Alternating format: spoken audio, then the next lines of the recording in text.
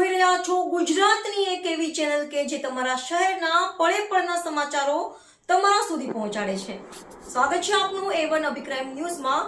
હું અંજાર તાલુકાના રત્નાલ ગામ ખાતે બાલકૃષ્ણ ટાયર કંપનીના આર્થિક સહયોગથી ₹10 કરોડના માતબર ખર્ચે નિર્માણ પામનારા રત્નાલ આહિર સમાજ ભવનનું હર્ષોલ્લાસભેર ભૂમિપૂજન ખાતમુહૂર્ત કરવામાં આવ્યું હતું. આ ભવનથી આહિર સમાજને એક સારી સુવિધા મળી રહેશે. સાધુ સંતોના હસ્તે ભૂમિપૂજન.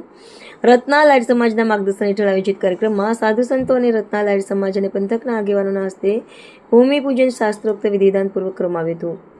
આ કાર્યક્રમ થકી રત્નાલમાં વિકાસનો સુવર્ણ અધ્યાય ઉમેરાયો હોવાની લાગણી વ્યક્ત કરી હતી. આ પ્રસંગે ત્રિકમદાસજી મહારાજ, મહામંડલેશ્વર 1008, મૂળજી રાજા કાપડી દાદા, લક્ષ્મણગીરી બાપુ, ભરત દાદા કાપડી, ભગવાનદાસજી મહારાજ, ગોપાલ દાદા કાપડી, રાધેશ્યામ શાસ્ત્રી, લાલગીરી બાપુ, ભરતદાસ સહિતના સાધુ સંતો દ્વારા દીપ પ્રાગટ્ય કરાયું હતું. સર્વોચ્ચ શિખર પ્રાપ્ત કરાશે.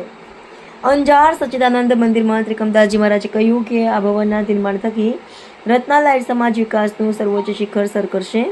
રાજ્યમંત્રી ત્રિકમભાઈ છાંગાએ સામાજિક ઉત્તરદાયિત્વના ભાગરૂપે આધુનિક સમાજવાડી માટે માતબર રકમ ફાળવી છે. તે બદલ કંપનીને અભિનંદન પાઠવી કહ્યું હતું કે સમગ્ર રત્નાલ ગ્રામજનો કંપનીના ઋણી રહેશે. કંપની મેનેજમેન્ટ સમક્ષ જ્યારે પણ સમાજ દ્વારા વિકાસલક્ષી કાર્યો અંગે ભંડોળ માટે માંગણી કરાઈ છે ત્યારે બીકેટી દ્વારા ઉદાર હાથે ભંડોળ ફાળવાયું હોવાનું ઉમેર્યું હતું.